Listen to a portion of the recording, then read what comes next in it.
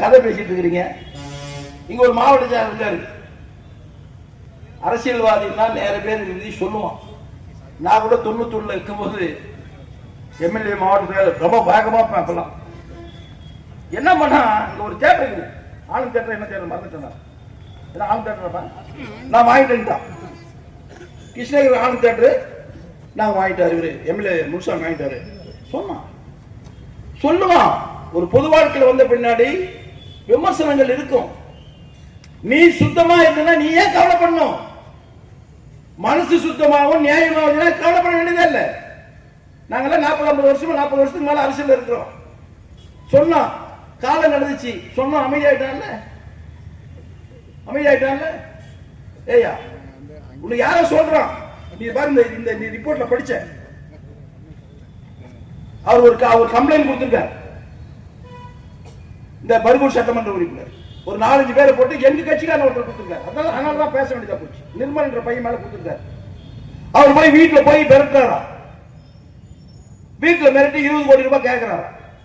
அப்படி வீட்டுல மிரட்டினா உடனே கம்ப்ளைண்ட் கொடுத்துருக்கணுமா வேணாவா? வீட்டுல மிரட்டா சொல்றல, கம்ப்ளைண்ட் கொடுத்துருக்கல, எஃப்ஐஆர் காப்பி நீ தானே ஸ்டேட்மெண்ட் கொடுத்துருக்கிற, நீ உடனே கம்ப்ளைண்ட் கொடுத்துருக்கா வேணாவா? ஏன் கொடுக்கல? இத்தனை பேர் மிரட்டான்னு சொல்ற, என்ன மிரட்டினா? என் குடும்பத்தை மிரட்டினான்னு சொல்ற, என்ன ஆதாரம்? நேரடியா மிரட்டினா சொல்ற, என்ன ஆதாரம்? ஒரு பொது வாழ்க்கையில ஒரு பெரிய பொறுப்புல இருக்கிற நீ, யாரோ ஒருத்தர் சொல்றான், அந்த சொல்றதுக்காக ஆதாரம் இல்லாம நீ அவன் 20 கோடி ரூபாய் வாங்கினான்னு சொல்லி நீ ஒரு கம்ப்ளைண்ட் பண்ற. அப்ப அவனுக்கு உனக்கு என்ன வித்தியாசம்? சொல்லாதவன சொன்னான்னு சொல்ற. என் நிர்மல் வந்து உன் வீட்டுல வந்து 20 கோடி ரூபாய் கொடுன்னு கேட்டானா உமால மாநகர போட சொல்றாங்க.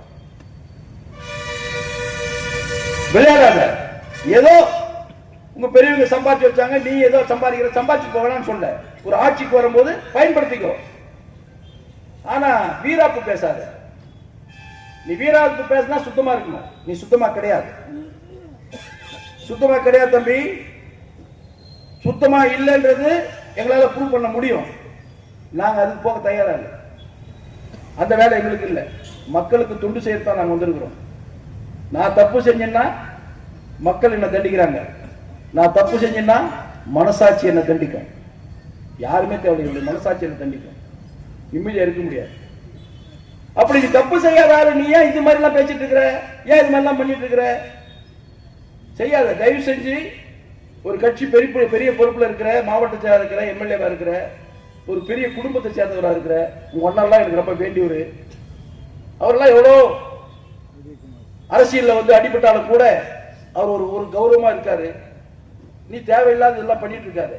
நம்முடைய மாவட்டத்துல, கிருஷ்ணகிரி மாவட்டத்துல ஒரு நாகரிகமான அரசியல் இருக்கிற ஒரு மாவட்டம்.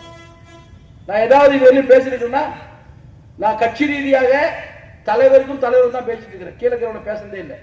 இப்ப பேசுறேன்னா என் தொண்டனை நீ கொண்டு, என் அதிமுக தொண்டனை நீ வந்து கலங்கப்படுத்துற.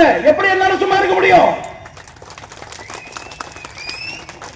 தயவு செஞ்சு வேண்டாம், இந்த விளையாட்டெல்லாம் வச்சுக்காத.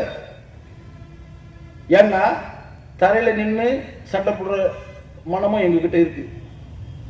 ரோட்ல நின்று காலி பை மாதிரி பேசுற சக்தி எங்ககிட்ட இருக்கு. முடியும் என்னால. அதனால ஏதோ வந்து நீங்க உங்களுக்கு வசதி இருக்கு, சக்தி இருக்குது, ஆட்சி இருக்குது, காவல்துறை இதுல போட்ட எஃப்ஐஆர் இந்த போலீஸ் போட்டிருக்க. நான் கேட்கிறேன், இந்த காவல்துறை கேட்கிறேன், காவிரி படத்துல ஒரு பையனை ஒரு 40 வெட்டு வெட்டி இருக்கான். ஒரு வெட்டு 2 வெட்டு இல்ல, 40 வெட்டு வெட்டி இருக்கிறான்.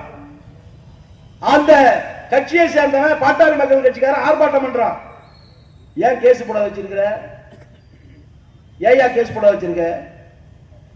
உன் கட்சிக்காரன் கஞ்சா வைக்கிறான். உன் கட்சியினுடைய தலைவனுடைய மகன் கஞ்சா வைக்கிறான்.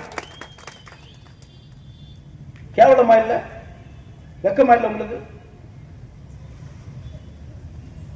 இந்த மாதிரி கேவலமான அரசியல் பண்ணாதீங்க. எங்க இருக்கிற அதிகாரிகள் எல்லாம் வந்து கொஞ்சம் நியாயமா இருங்க. நீங்க வாங்குற சம்பளத்துக்கு கொஞ்சம் ஒழுக்கமா இருங்க.